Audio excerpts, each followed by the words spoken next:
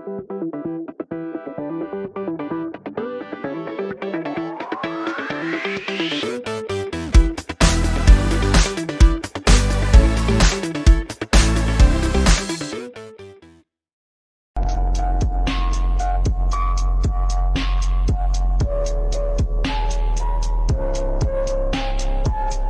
notion here at night when you're home alone. All this shit in my head, yeah, you don't wanna know. On your knees, begging for your life. I'm a 44 till you don't. Now you're gone, knife cutting straight to the fucking bone. Hands full of pills, don't know what the fuck they for.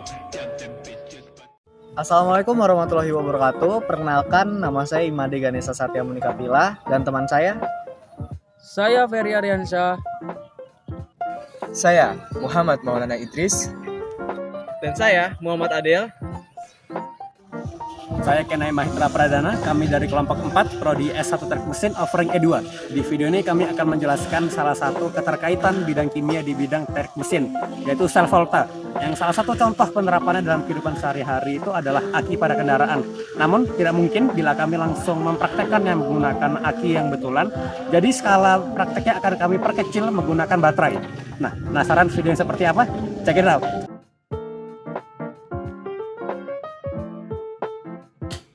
Oke, berikut adalah landasan teori dari sel volta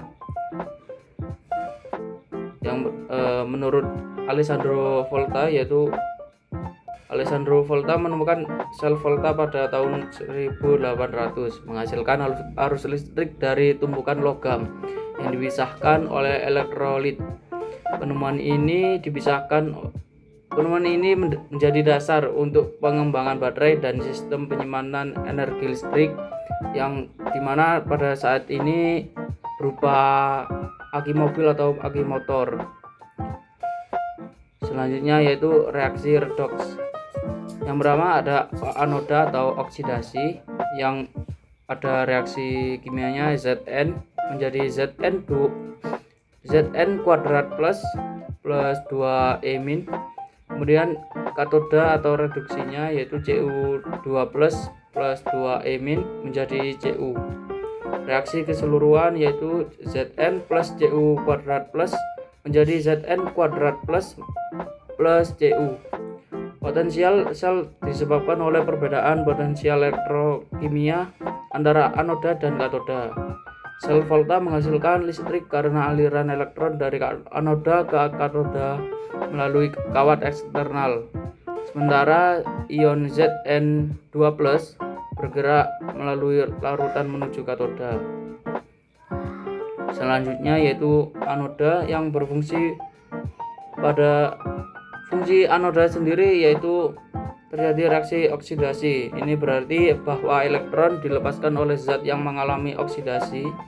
Elektron tersebut kemudian dapat digunakan dalam arus listrik. Selanjutnya fungsi pada katoda yaitu terjadi reaksi reduksi. Ini berarti bahwa elektron yang dilepaskan oleh anoda digunakan untuk mereduksi zat di katoda. Selanjutnya yaitu elektrolit.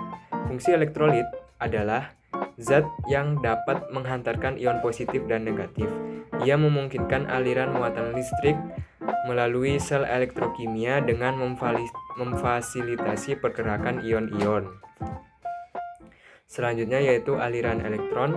Dalam sel volta atau sel elektrokimia, aliran elektron terjadi dari anoda ke katoda melalui kawat luar. Proses ini memungkinkan elektron yang dilepaskan selama oksidasi di anoda untuk mengalir melalui sirkuit eksternal menuju katoda, di mana elektron tersebut digunakan untuk mengurangi zat kimia di katoda. Untuk lebih jelasnya, bisa kita perhatikan proses yang terlampir pada PPT yang ada. Untuk yang pertama, di anoda. Pada anoda, elektron dilepaskan selama reaksi oksidasi di anoda. Contohnya dalam sel sengseng ZnCu sel. Zn mengalami oksidasi menjadi Zn2+ dan melepaskan elektron Zn menjadi Zn2+ dan 2 elektron. Lalu yang kedua, kawat luar. Pada kawat luar, elektron dilepaskan di anoda mengalir melalui kawat luar atau sirkuit eksternal menuju katoda. Lalu yang ketiga, ada katoda. Di katoda, elektron yang mencapai katoda digunakan untuk mengurangi ion logam di katoda. Dalam contoh sel sengseng, ion tembaga Cu2+ menerima elektron dan mengalami reduksi menjadi Cu2+ plus 2 elektron menjadi Cu. Lalu yang terakhir, yang keempat, ada ion di larutan. Ion Zn2+ dari anoda dan Cu2+ dari katoda bergerak melalui elektrolit atau larutan garam untuk menjaga keseimbangan muatan. Proses ini menyebabkan aliran arus listrik dalam sirkuit eksternal, dan itulah yang memberikan fungsi sel volta sebagai sumber energi listrik. Lalu ada variabel yang mempengaruhi kinerja sel volta. Di sini terdapat 4 variabel. Yang pertama yaitu material elektroda, yaitu jenis logam atau bahan yang digunakan pada elektroda, anoda, dan katoda dapat mempengaruhi laju reaksi dari redoks itu. Lalu terdapat pengaruh suhu. Nah, peningkatan suhu dapat meningkatkan laju reaksi, tetapi juga dapat mempengaruhi stabilitas material sel dan elektroda. Lalu yang ketiga, terdapat komposisi elektrolit, di mana komposisi elektrolit ini yang baik itu memastikan aliran ion yang efisien antara elektroda dan mempengaruhi daya listrik yang dihasilkan. Lalu yang terakhir, dapat konsentrasi ion. Dan konsentrasi ion dalam elektrolit dapat mempengaruhi konduktivitas dan potensi elektrokimia. Lalu terdapat kelembapan, di mana kelembapan adekuat dapat mendukung kinerja yang baik. Lalu terdapat desain elektroda. Nah, desain elektroda termasuk ukuran dan bentuknya dapat mempengaruhi distribusi arus dan potensial sel. Lalu terdapat kemurnian bahan, di mana kontaminasi itu dapat merugikan kinerja sel volta. Dan yang terakhir, terdapat kondisi lingkungan. Faktor X yang merupakan faktor eksternal seperti tekanan atmosfer dan radiasi lingkungan itu dapat berdampak pada kinerja sel volta. Oke, di sini saya akan melakukan percobaan menggunakan baterai dan lampu sebagai ilustrasi bagaimana penggunaan aki pada kendaraan bermotor seperti mobil dan motor. Oke, kita melakukan percobaan. Yang pertama yaitu bahannya adalah sebuah baterai, bisa baterai kecil atau besar. Yang kedua yaitu bohlam atau lampu kecil. Yang selanjutnya yaitu kita membutuhkan sebuah kabel, cukup 10 cm, tidak masalah. Oke, selanjutnya kita pasangkan kabel dengan paku dan juga bohlam. Kita sambungkan pada kutub negatif dan lampunya kita tempelkan pada kutub positif, sehingga lampu dapat menyala dengan terang. Sekian dari percobaan kami. Kurang lebih mohon maaf. Wassalamualaikum warahmatullahi wabarakatuh. Jadi untuk kesimpulan dari praktikum ini adalah sebagai berikut. Yang pertama, elektrokimia pada aki. Praktikum ini memberikan pemahaman tentang prinsip elektrokimia khususnya pada sel volta yang digunakan di dalam aki. Reaksi redoks antara anoda Pb dan katoda PbO2 dengan elektrolit SO4 2- menghasilkan energi kimia yang diubah menjadi energi listrik. Lalu yang kedua, struktur dan komponen aki. Aki merupakan sel volta yang terdiri dari elektroda Pb dan PbO dalam larutan asam sulfat sebagai elektrolit.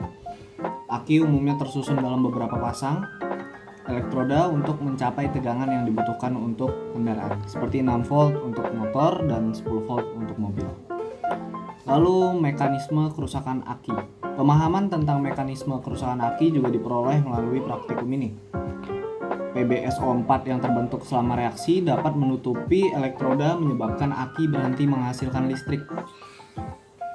Selain itu, pengenceran larutan elektrolit akibat konsumsi ion H+ dan ion SO4 2- juga dapat mengurangi kinerja aki seiring waktu. Lalu yang keempat, yang terakhir, aplikasi praktis. Praktikum ini menggunakan baterai A3, kabel dengan penjepit buaya, dan bohlam kecil untuk menstimulasikan prinsip kerja aki pada kendaraan. Hal ini memberikan pengalaman praktis yang dapat diaplikasikan dalam memahami cara kerja aki dalam kehidupan sehari-hari. Dengan demikian, keseluruhan praktikum ini tidak hanya memberikan pengetahuan teoritis tentang elektrokimia dan prinsip kerja aki, tetapi juga mengaitkannya dengan aplikasi praktis dalam konsep kendaraan bermotor dan teknik mesin. Baiklah, sekian dari presentasi kami, pemaparan materi kami, dan uji coba yang kami sudah praktekkan. Bila ada kesalahan dalam video kami, mohon maaf sebesar-besarnya karena manusia tidak pernah lepas dari kesalahan. Terima kasih telah menonton. Wassalamualaikum warahmatullahi wabarakatuh.